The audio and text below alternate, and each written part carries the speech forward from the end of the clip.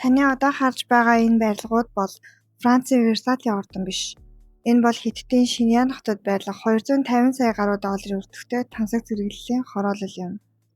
Шиньян хотын захад байрлах нэгэн өвөрмөц бүсэд очиж үзвэл та дэлхийн өөр ямар ч өнцөгт харах боломжгүй сэтгэл сэртгийлгэм, хачирхалтай дүр зурагтай нүүр тулна.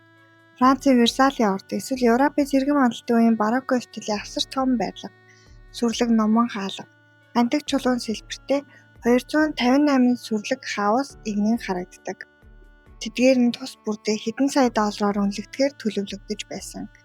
Хятадын шинэ баячууд болон улс төрийн илүүдэд зориулсан хэд тансаг зэрэглэлийн State Guest Mansions хэмээх төсөл юм. Гэвч энд ямар ч лимузин машин ирдэггүй. Ямар ч тэрбумтан амьдардаггүй. Тансаг сэлбэртэй гантик хаалгануудын завсраар хогийн ургамал битүү ургаж, усан бассейн байх ёстой нүхэнд шалбааг тогтож, өндөр зэрэглэлийн зочны өрөөний дунд нутгийн хөдөөний фермер өвгөн тариалангийн багжаа тавьчихсан сууна. Хамгийн хачирхалтай нь хэдэн зуун сая доллараар баригдсан хаусуудын хашаанд бүр ямаа бэлчиж, дахианы байр барьсан харагдана.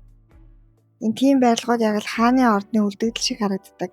Гэхдээ энд ноёд хаад биш, миний өхрүүд л унддаг. Тэдний хувьд бол Европ стил үнэхээр тухтай дулаахан байранд тооцогдно гэж Шиньян бүсийн нутгийн иргэн фермер 62 настай Гуо гэх өвгөн ярьцлага өгч байжээ. Энэхүү тансаг хороол яагаад ийм аимшигтайгаар эзгүүрч Ghost Town буюу орчин үеийн эдийн засгийн том суурил болон хувирваа.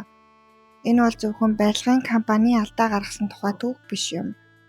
Энэ бол Хятад дахь үйл хөдлөх хөрөнгийн хөөс, пеншн шүүмжлэл, улс төрийн авилгын эсрэг аян болон 65 саяас дээш давсан хоосон байшингийн ард нугдах нийгмийн эмгэнэл юм. Төслийг Хятадын үйл хөдлөх хөрөнгийн хамгийн том төрийн мэдлийн гигантуудын нэг болох Greenland Group 2010 онд эхлүүлсэн.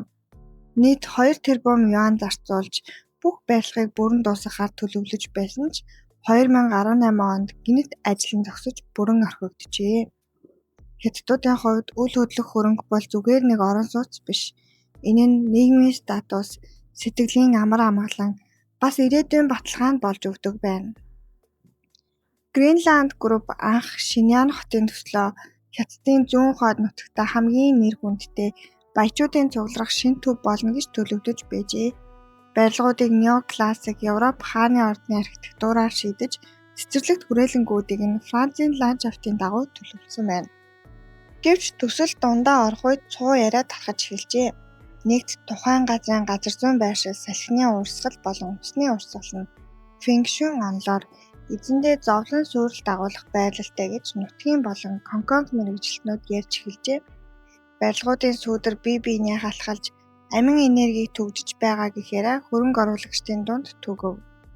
Гэвч фэнкшүн ярианаас илүү бодит бөгөөд аюултай хүчин зүйл ажиллаж байв. Энэ бол Хятадын коммунист намын ерөнхий нарийн бичгийн дараах Си Цзинлиний эхлүүлсэн авилгын эсрэг өргөн хүрээний аян байлаа.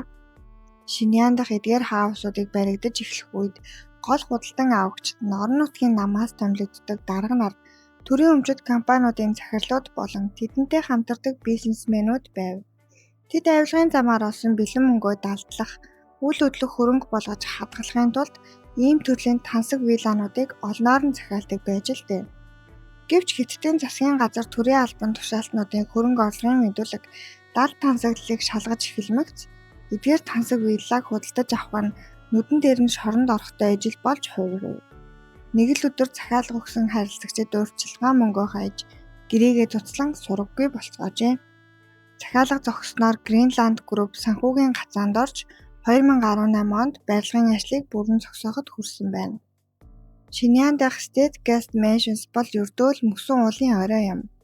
Хятадд ийм байдалтай эзгүүрсэн бүрэн баригдаж дуусаагүй эсвэл баригдсан ч нэг ч хүн амьдардаггүй 100 хороолол бүхэл бүтэн хотууд байдаг. Тэднийг дэлхий дахинаа Ghost Cities гэж нэрлэдэг. Энэхүү систем яаж ажилладаг байв аа? Орон нутгийн засаг захиргааны мөнгө олох арга нь Хятадын орон нутгийн хотууд төсвөө бүрдүүлэхийн тулд компаниудад газраа асар өндөр үнээр зардаг байсан. Дараа нь зээлийн шүлжээ үүссэн Greenland, Evergrande, Country Garden зэрэг гигантууд банкнаас болон иргэдээс урьдчилгаа хэлбэрээр их хэмжээний зээл авч дараагийн төслийг эхлүүлдэг Ponzi схем шиг бүтэц бүрдүүлсэн байна. Үүний дараа хүчээр үүсгэсэн эзэлт бий болгожээ. Хятадын дундаж иргэдэд хөрөнгөө өсгөх сонголт цөөхөн байсан. Хувьцааны зах зээл эрсдэлтэй, гадаад руу мөнгө гаргах хатуу хязгаарлалттай. Тиймээс хүн бүр баригдаж амжаагүй орон сууцнд бүгнасаа зориулан мөнгөө оруулж байсан юм. Энэхүү хөөс 2020-оос 2022 онуудад Хятадын засгийн газар 3 улаан шугам хэмээх хатуу дүрэм хэрэгжүүлж компаниудын дааш давшгүй их зээлийг хязгаарласнаар дэлбэрсэн юм. Хятадын хамгийн том девелопер Evergrande 300 гаруй тэрбум долларын өртөөгөөр дампуурлаа зарлаж дараа нь Country Garden дампуурлын ирмэгт ирэв. Улс даяар баригдаж дуусаагүй цартсан 65 сая орчим орон сууц тунаж үлдсэн нь Европын томоохон орнуудын нийт хүн амыг бүлтэн байрлуулахад хангалттай орон зай юм. Шиньянгаас гадна Хятад даяар өөр ямар аимшигтай сонирхолтой сүнсэн хотууд байдаг вэ гэвэл нэгдүгээр Ордос Кангбаши мөнгөөр босон цөлдөх хот. Өвөр Монголын Ордос хотод байгалийн хий нүүрсний асар том орд нэгдсэний дараа орон нутгийн засаг захиргаа хэдэн 10 тэрбум доллараар 1 сая хүн амьдрах чадaltaй дэлхийн шилдэг архитектуртай Кангбаши шинэ хотыг барьсан. Ордосын музей, дуур, сүрлэг талбайнууд баригдсан ч эхний 10 жилд ердөө хэдхэн мянган хүн л амьдарч байв. Хотын төвд машин явахгүй, шөнөдөө өндөр орон сууцнуудын нэг ч цонхонд гэрэл асахгүй тул дэлхийн хамгийн баян сүнсэн хот гэж нэрлэгддэг. Хоёрдугаарт нь Чинконг, оюутнууд ба хоосон сургуулиудын хот. Юнан мужид байрлах Чинконг хот нь 100 мянга гаруй орон сууц их сургуулиудын хотхон засгийн газрын ордонтойгоор баригдсан.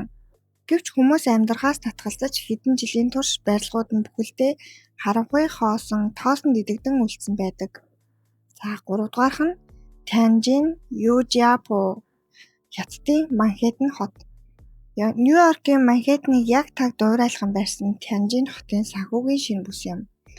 Рокфеллерийн төв, Рокфеллерийн цамхагтай ижил төстэй шилэн барилгууд сүндэрлсэн ч өнөөдөр эдгээр шилэн цамхагуудын ихэнх нь эзэнгүй. Дотор нь санхүүгийн байгууллагууд биш зөвхөн салхис шуугиж байдаг байна. Тэрбум долларын өртөгтэй барилгууд эзгүүрэхэд нийгмийн хамгийн доод шатны хүмүүсийн өөрсдийн шинэ амьдралыг эхлүүлдэг. Шинэян дах Estate Guest Mansion-д яг ийм зүйл болжээ.